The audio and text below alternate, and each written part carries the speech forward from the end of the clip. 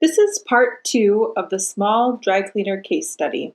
In part 1 of the case study, I went through step 1 of the 4-step process and I identified these 4 buildings for screening during the initial vapor intrusion investigation at this small dry cleaner site.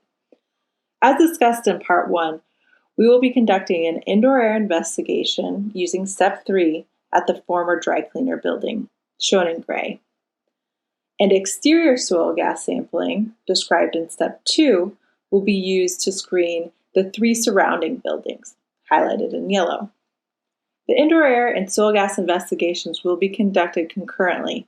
However, for clarity, I will be going through each one separately. Let's start at the former dry cleaner building, where we will use step 3 to do an indoor air investigation. The investigation will include concurrent sampling of indoor air, outdoor air, and subslab soil gas. Step 3A describes how to conduct an in-depth building survey to identify and remove indoor sources and collect information needed to determine the best locations for subslab and indoor air sampling pairs. Step 3B describes how to select the sampling locations. The recommended number of indoor air and subslab sample pairs for this building is 3, since it is a small building less than 1,500 square feet with a single HVAC zone.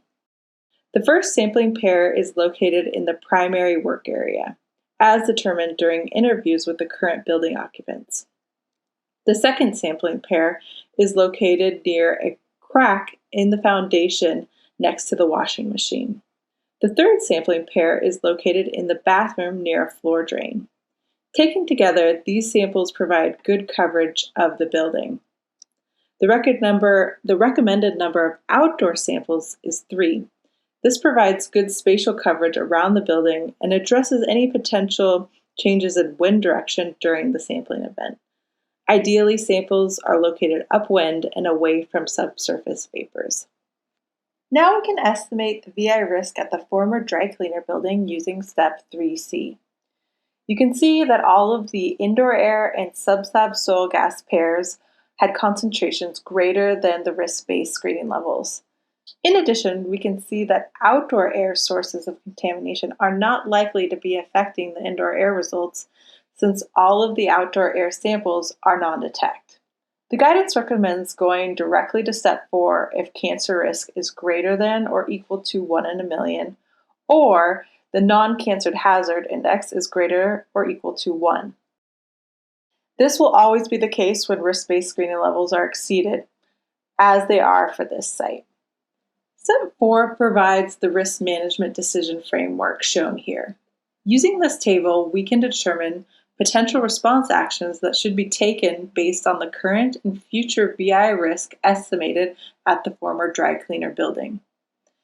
The indoor air sampling results are used to estimate the current risk, while the subslab sampling data is used to estimate the future risk. In the left-hand column of the table, there are 3 different ranges of VI risk and hazard. The first row, shown in green, is the low priority VI risk range. No response action is needed for buildings in this range. All buildings with concentrations below screening levels will be in this range. Buildings will be in the yellow range if the risk and hazard levels are within the risk management range. Depending on where risk levels fall within the risk management range and any site-specific conditions, response actions could range from doing nothing to remediating contamination. Buildings within the red zone have VI risk greater than the risk management range, which suggests mitigation and/or remediation is needed. Both indoor air and subslab soil gas at the former dry cleaner are at levels above the risk management range. Therefore, it is in the red zone. Based on this information, the next steps at the former dry cleaner building include VI mitigation to reduce the current indoor air levels and remediation of contamination below the building. Now let's look at the other 3 buildings within 100 feet of the release area. We will perform a soil gas investigation using step 2 to screen these buildings. First, we will use step A to determine the best locations for soil gas probes. Ultimately, the soil gas probe matrix should be designed to meet site characterization objectives. For example, soil gas probes should help delineate the soil gas plume, they should help determine the soil gas distribution, and determine the extent of the release area. Within the soil gas plume matrix, some of the probes will be used to screen buildings for VI risk. Probes for screening a building should be located between the building and the nearest vapor source, and be located as close as possible to the building. In this case, the vadose zone contamination in the release area is the closest vapor source. You can see these 3 soil gas probes are in optimum locations for screening each of these 3 highlighted buildings. We will now determine the appropriate soil gas sampling depth using step 2A. To assess the vertical distribution, at least 2 samples at depths of known or suspected vapor sources are recommended. For this site, we have vadose zone contamination that extends from the former Drycleaner building down to the water table at 25 feet.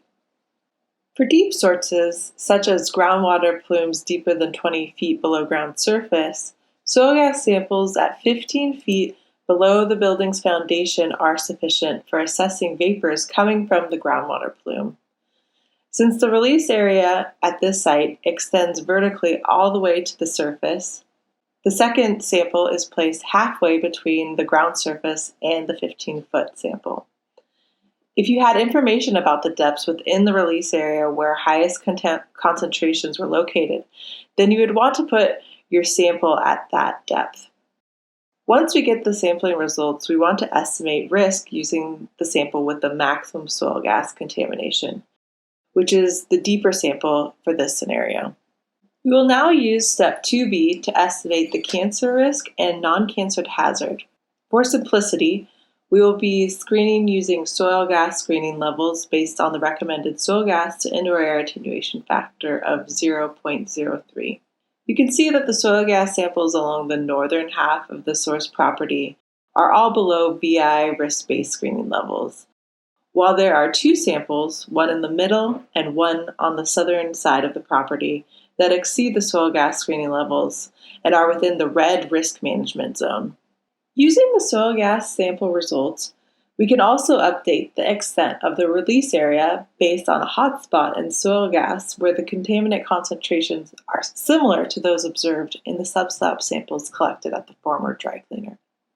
The soil gas results also help us determine that we need to continue on to step 3 and start an indoor air investigation at this building, since soil gas screening levels are exceeded at the probe between the building and the release area.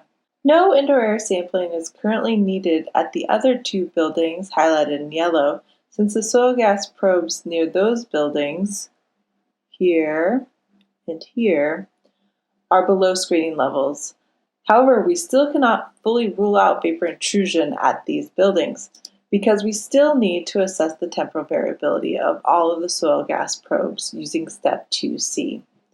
If soil gas concentrations increase above the screening levels, then indoor air will need to be assessed. As for soil gas delineation, at this point the soil gas plume is delineated to the north, but we still need some delineation to the south.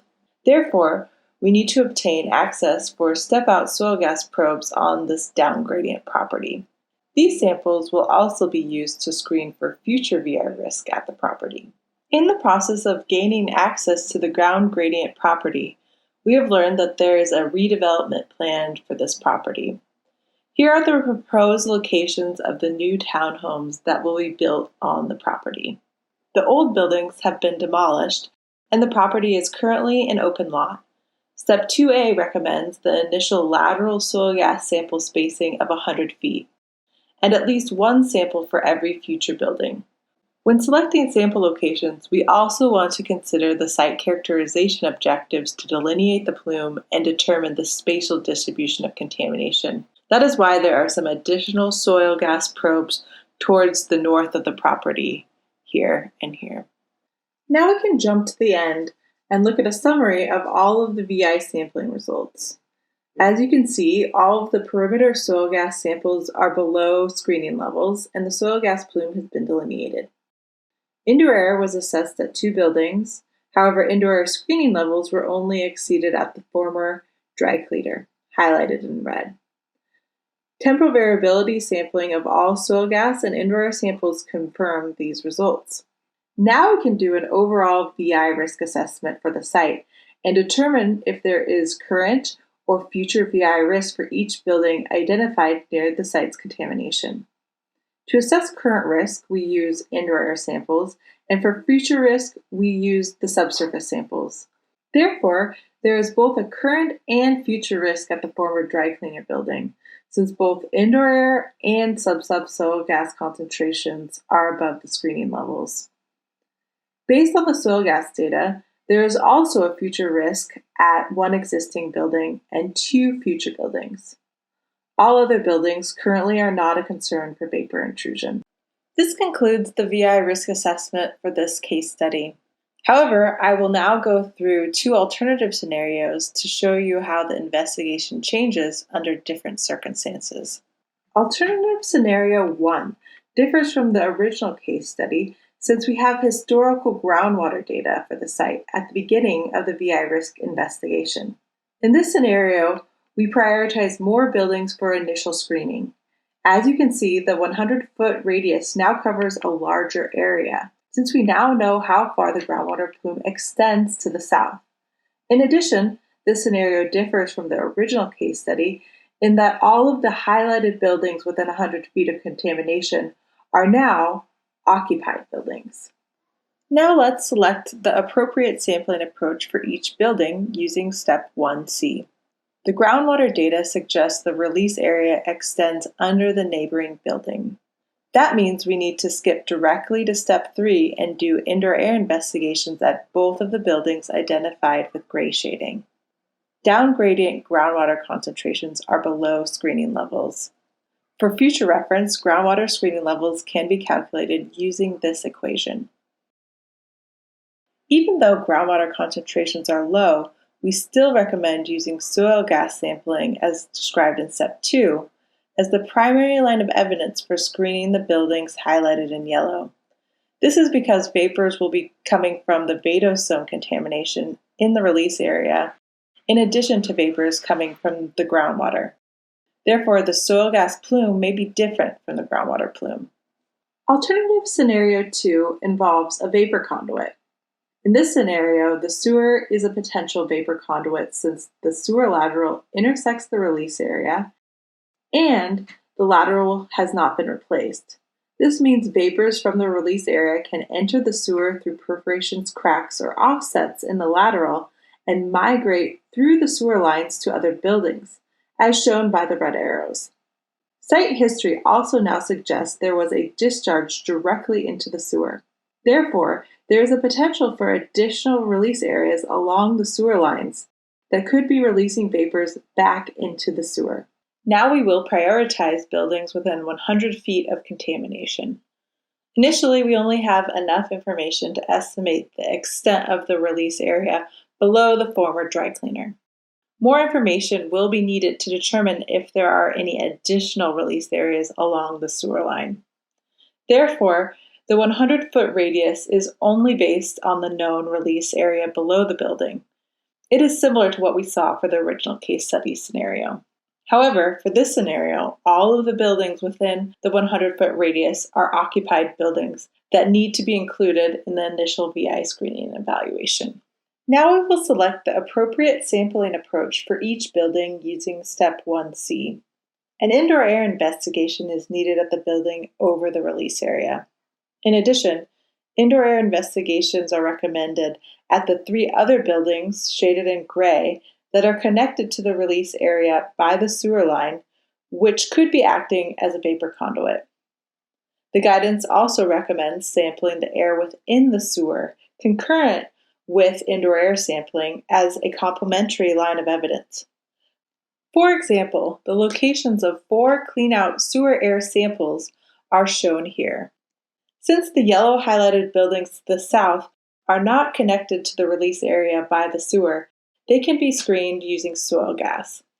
Lastly, I also want to point out that the soil gas sampling investigation should include sampling locations along the sewer line to help identify additional release areas caused by the suspected discharge into the sewer.